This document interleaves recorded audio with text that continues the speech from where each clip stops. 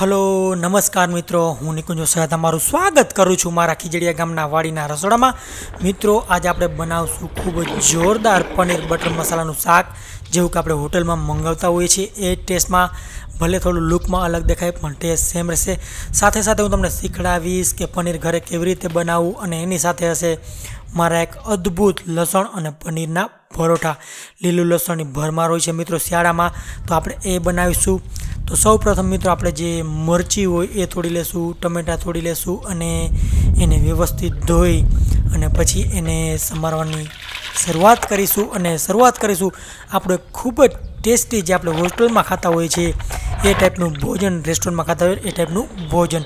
તો સૌ પ્રથમ મારા રસોઈની શરૂઆત થાય છે મિત્રો જ્યારે હું પનીરનું શાક બનાવું છું, ત્યારે પનીર હંમેશા તાજું બને છે। તો સૌ પ્રથમ આપણે દૂધ લઈશું, એકદમ તાજું દૂધ મિત્રો હું જાતે દોરાવીને જ લઉં છું, જેથી કરીને એક ક્વોલિટી છે એ જળવાઈ રહે અને મારે જેવું દૂધ જોઈએ છે એવું મળી રહે, મારે જેવું પનીર જોઈએ છે એવું મળી રહે। તો માથે ઉભા રહીને આપણે જેને કહીએ છીએ દોડાવી છીએ। અને હવે આપણે પ્રગટાવશું આપણો ચૂલો અને શરૂઆત કરીશું આપણી રસોઈની મિત્રો।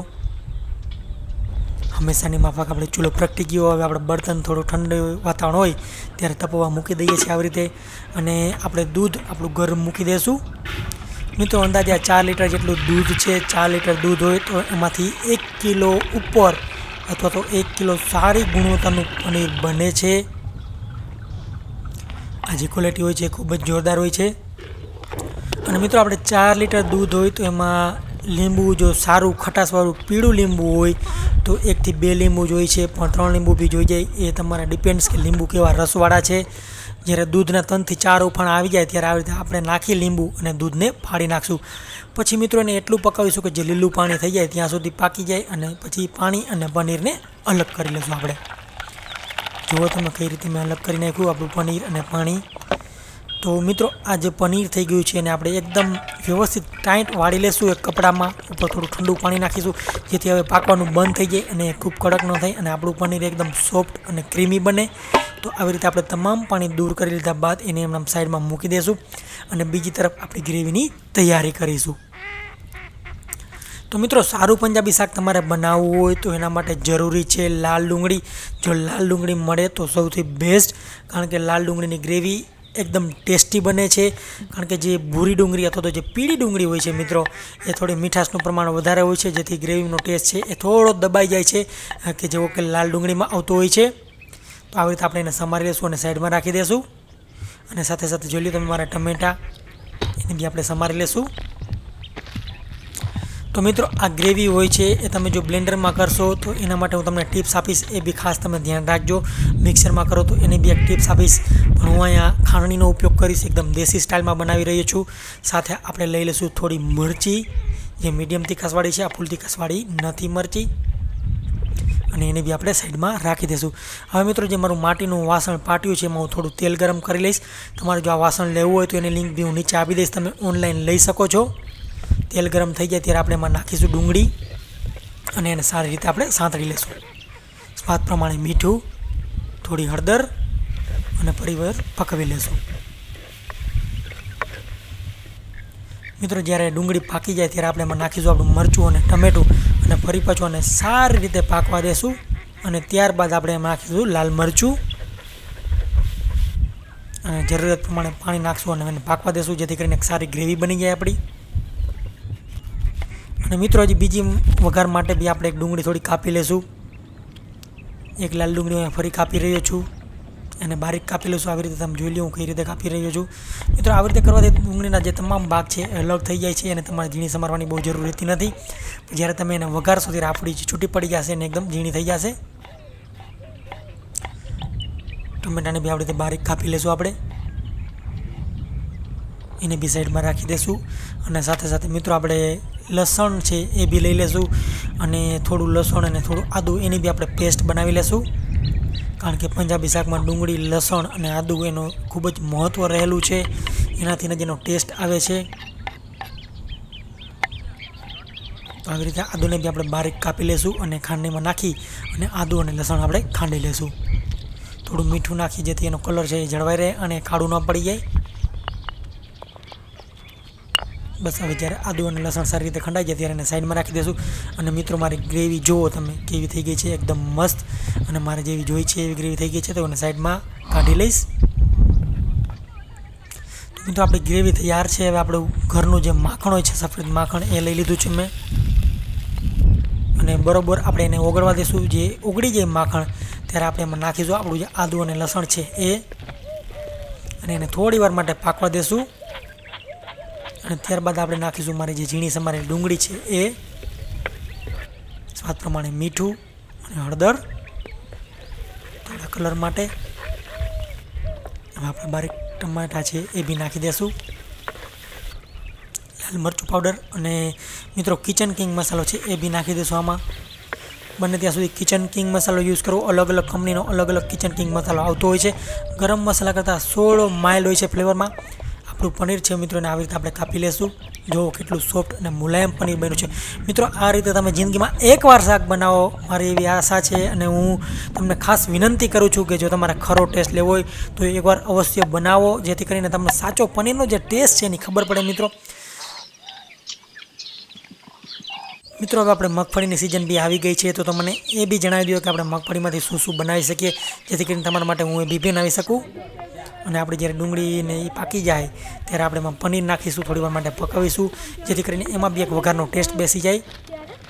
થોડો કિચન કિંગ મસાલો પાછો હું નાખીશ અને એને થોડી વાર માટે પકવી અને નહીં જેવું આપણે પાણી નાખીશું મિત્રો, જેથી કરીને આપણો મસાલો છે એ બળે નહીં અને આપણી ગ્રેવી બી થોડીક પાકી જાય. અને આપણી જે બનેલી ગ્રેવી હતી મિત્રો એ નાખી દઈશું. વ્યવસ્થિત રીતે આને પકાવી લઈએ અને ત્યારબાદ આને આપણે ઉતારી લેશું. જો મિત્રો કેવું ટેસ્ટી શાક દેખાઈ રહ્યું છે. થોડા ધાણા બી આપણે લઈ લઈએ તાજા. અને મિત્રો હું આશા કરું છું કે તમે આ શાક ગમશે અને તમે બનાવશો. એકવાર બનાવો તમે, અને તમારી ગ્રેવી હોય તમે બ્લેન્ડરમાં બી બનાવી શકજો, મિક્સરમાં બી બનાવી શકો છો, કોઈ પ્રોબ્લેમ નથી. પણ ગ્રેવીને સાવ સ્મૂથ ન કરી નાખતા, થોડી કણિયું રાખજો એમાં ગ્રેવીની, જેથી કરીને તમને એક અલગ ટેસ્ટ આવે. ધાણા બી નાખી દીધા છે. હવે શાકને સજાવી દીધું છે. અને મિત્રો હવે હું તમને શીખવાડીશ એક ટેસ્ટી પરોઠા છે. મારું કાઠિયાવાડી વર્ઝન છે આ પરોઠાનું, પનીર પરોઠાનું. આપણે એમાં ઉપયોગ કરીશું ભરપૂર લીલા લસણનો. જ્યારે ઠંડી ઋતુ આવી જાય ત્યારે મિત્રો લસણનો આપણે ભરમાર હોય છે, તો આપણે એને સારી રીતે ઉપયોગ કરીએ અને લસણને વ્યવસ્થિત ધોઈ અને આપણે મિત્રો એનો ઉપયોગ કરીશું આપણા પરોઠામાં. તો આવી રીતે ઉપરનો જે ભાગ હોય છે એ આપણે કાપી લઈશું અને વ્યવસ્થિત રીતે આપણે લસણને ક્લીન કરી લેશું. અને જે વધારના પાંદડા હોય છે એને બી દૂર કરી લેશું. અને જે ઉપરનો ભાગ અને પાંદડા હોય એને બંનેને આપણે સમારી અને એક બાઉલમાં કાઢી લેશું. હવે જે મિત્રો બચેલું પનીર હતું એમાંથી હું પનીર લઈશ અને એને એકદમ ક્રશ કરી નાખીશ, એટલે કે ઝીણો ચૂરો કરી નાખીશ. સ્વાદ પ્રમાણે મીઠું, થોડો કિચન કિંગ મસાલો, અને વ્યવસ્થિત રીતે મિત્રો આને ચોરી નાખશું, જેથી કરીને એક જોરદાર ટેસ્ટ આવે. અને મિત્રો આપણે જે રોટલીનો લોટ હોય છે નોર્મલ, એ બી તમે લઈ શકો છો. એમાં જીરું નાખેલું છે. આપણે જે પરોઠાનો લોટ હોય છે એ ટાઈપનો લોટ છે આ.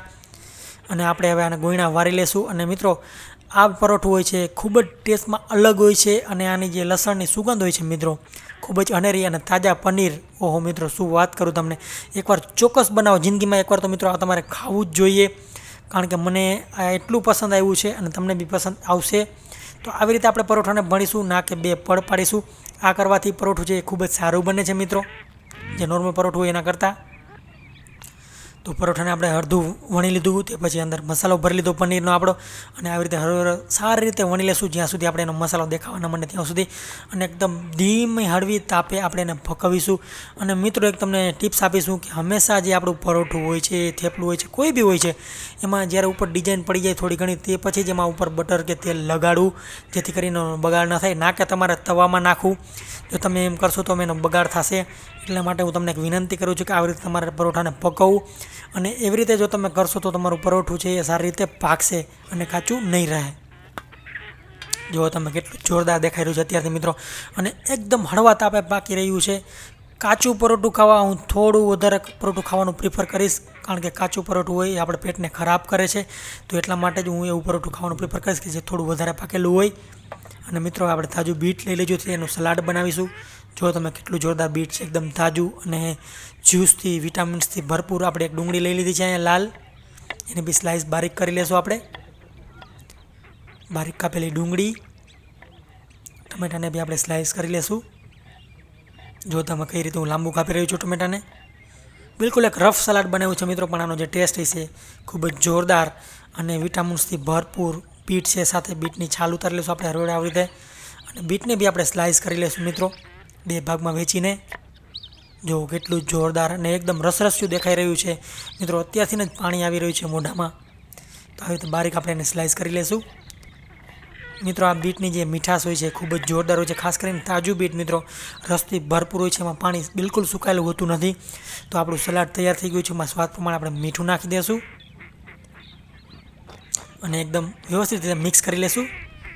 તો મિત્રો સ્વાદ અને હેલ્થથી ભરપૂર તૈયાર છે આપણું તાજા પનીરનું શાક, પનીર બટર મસાલા, ગાર્લિક પનીર પરાઠા અને સાથે છે બીટ અને ટમેટાનું કચુંબર. તો મિત્રો હું આશા કરું છું કે આ રેસીપી તમને પસંદ આવી છે. પ્લીઝ મારા વિડીયોને લાઇક કરજો, શેર કરજો અને કોમેન્ટ કરજો. જુઓ તમે લસણવાળું પરોઠું કેવું જોરદાર દેખાઈ રહ્યું છે, ખૂબ જ સારી રીતે પાકેલું પરોઠું. હવે આપણે થાળીમાં એને સજાવી લઈએ. 4 પરોઠાના કટકા આવી રીતે રાખી દઈશું મિત્રો. તમે જુઓ કઈ રીતે દેખાઈ રહ્યું છે પનીર અને લસણનું કોમ્બિનેશન, અને સાથે રાખીશું પનીર બટર મસાલા. મિત્રો આ ટેકનિકથી તમે પનીર બટર મસાલા બનાવજો, ખૂબ જ સારું બનશે, મને એવી પાકી ખાતરી છે. અને હવે હું સલાડ બી રાખી દઉં. તો ચાલો મિત્રો, હું મારા ખાવાનો આનંદ માણું છું. આપણે ફરી મળીશું એક આવા જ વ્યંજન સાથે, એક આવા જ ટેસ્ટી ડિશ સાથે. ત્યાં સુધી આવજો. Thank you so much. Bye bye, take care. અને તમારી જે બીજી રેસીપી હોય એ બી મને સજેશનમાં જણાવતા રહેજો, જેથી કરીને હું એ બી ભવિષ્યમાં બનાવતો રહું. તો હું માનું છું મારા તાજા પનીર બટર મસાલા અને ગાર્લિક પનીર પરાઠાનો સ્વાદ. આવજો, ફરી મળીશું. Thank you so much. Bye bye, take care.